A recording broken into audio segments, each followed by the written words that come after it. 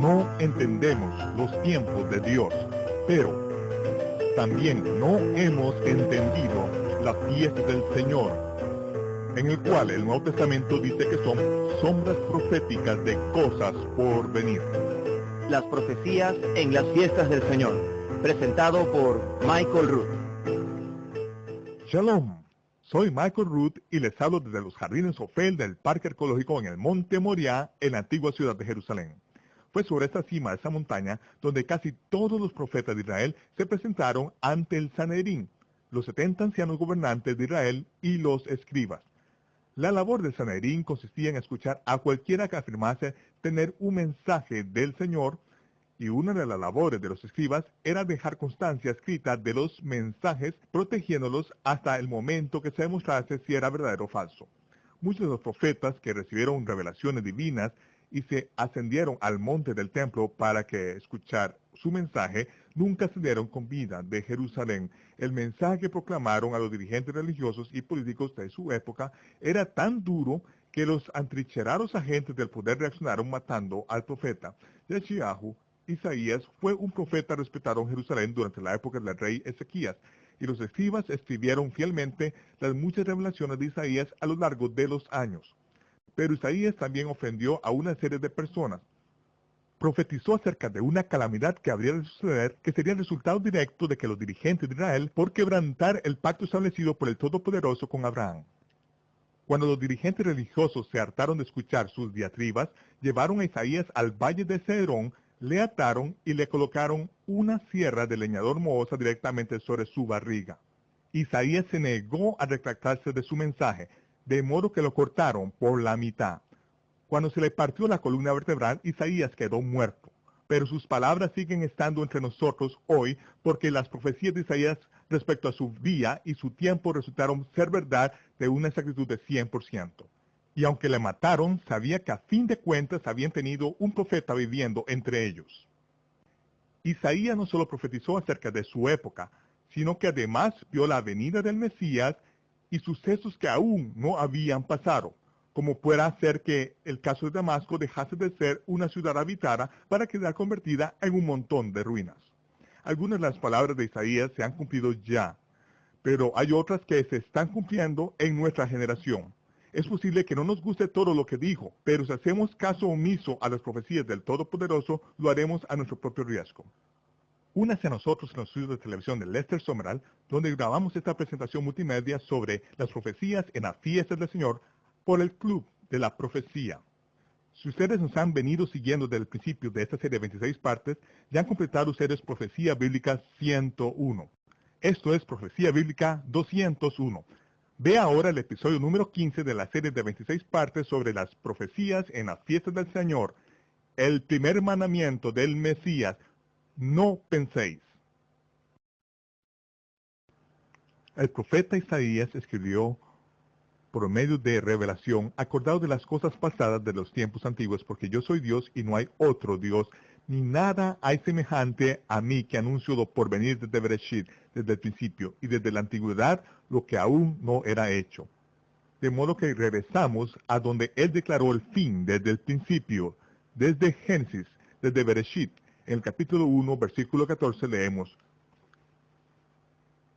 Dijo luego Dios: haya lumbrera en el firmamento de los cielos para separar el día de la noche, que sirvan de señales. Y vemos en las Escrituras, como dice en los Salmos, que Él cuenta el número de las estrellas. A todas ellas llaman por sus nombres. Dios es el que nombró todas las estrellas, y fue Él quien las colocó en su curso, y los nombres originales de estas estrellas se conocen aún por toda la tierra. Si usted fuese a China y apuntase a una de las estrellas principales y preguntara el nombre de esa estrella, se lo dirían en chino. Entonces usted preguntaría: ¿qué significa ese nombre? El significado de esa estrella sería el mismo en chino que en egipcio, o en latín, o en hebreo. Porque Dios fue el que las nombró, las estrellas, antes de la Torre de Babel. Y por todo el mundo, los nombres y los significados de esas estrellas siguen siendo los mismos hasta el día de hoy. Como dicen las Escrituras, los cielos cuentan la gloria de Dios. Los cielos no dicen nada sobre su vida personal, pero sí acerca del plan de redención de Dios, y Él ha puesto su testimonio en las estrellas. Es así como los patriarcas, cientos de años antes de que se escribiese la Torá, pudiesen contar la historia de la redención a sus descendientes generación tras generación. La historia está escrita en las estrellas y los nombres de esas estrellas fueron transmitidos generación tras generación y permanecen ahí hasta la fecha. El firmamento muestra la obra de sus manos.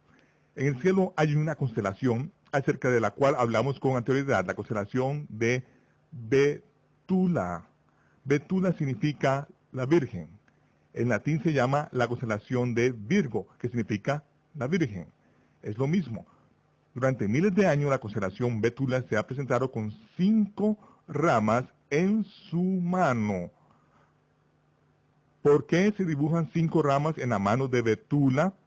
No vemos 5 estrellas ahí. No hay más que una sola estrella, pero el nombre de esa estrella es Semak. Semak. La palabra Semak en hebreo significa rama. Y los profetas la usan 5 veces en las escrituras hebreas. Cada vez que aparece la palabra Semak, se traduce al español con mayúsculas R-A-M-A. Porque los rabinos judíos, así como los traductores de la Biblia, sabían que Semak, la rama justicia, se refería al Mesías, que sería el descendiente justo de la mujer. Esta simiente que le fue prometida a Eva en el huerto del Edén. Vemos que cada vez que los profetas hablan acerca de la Semak, está en mayúscula, como dice en Jeremías capítulo 23, 5, levantaré a David. David es el rey de Israel. Levantaré a David un Semak justo, rama justa. Semak justo. Hatzeret Semak. Hatzeret Semak. El renuevo justo, que es el rey que reinará y prosperará y hará juicio y justicia en la tierra. Vemos que la palabra Semak aparece 5 veces porque están relacionadas con el ministerio del Mesías, según vemos en los 5 evangelios del Nuevo Testamento. Vemos en Mateo que Él es el Semak o la rama de justicia, que es el rey. Esto nos habla del rey del cielo que establece las normas del reino de los cielos. En Marcos muestra la rama de justicia que es el siervo, el siervo. No menciona antecedentes familiares, solo le muestra a él como el siervo. La expresión es directa, enseguida, inmediatamente, sin demora. Él está ocupado, está haciendo cosas. Marcos es el evangelio más corto. En Lucas es el renuevo justo, que es el Hijo del Hombre. Y esta expresión aparece por todo el evangelio de Lucas. Y en Juan, él es la rama de justicia, que es el sacrificio de la expiación, el Hijo de Dios. Y después, en el 5º evangelio, el evangelio de la revelación. Y sí, evangelio significa buenas nuevas y revelación, apocalipsis son las buenas nuevas para los que aman su venida. Él es el renuevo de justicia, que es el juez. Así que aquí tenemos los 5 Semak, sus usos y cómo aparecen en el Nuevo Testamento. Al igual que Jeremías habla sobre un renuevo justo, un rey que reinará y prosperará en el capítulo 5 del Evangelio de Mateo, las buenas nuevas de Mateo, empezamos a leer acerca del Rey del cielo que establece normas del reino de los cielos. Es en ese evangelio donde vemos el nacimiento del Rey justo. En el libro de Apocalipsis, acerca del cual hablamos antes, vemos que hubo una gran señal en los cielos. Una mujer, Betula, vestida de sol, con la luna debajo de sus pies y sobre su cabeza una corona de 2 estrellas, estaba encinta, gritaba con dolores de parto en angustia del alumbramiento. Ella dio a luz un hijo varón que va a regir a todas las naciones con varas de hierro. El primer indicio de la luna nueva apareció bajo los pies de Betula el 1 de Tishrei de 1998, es cuando la estrella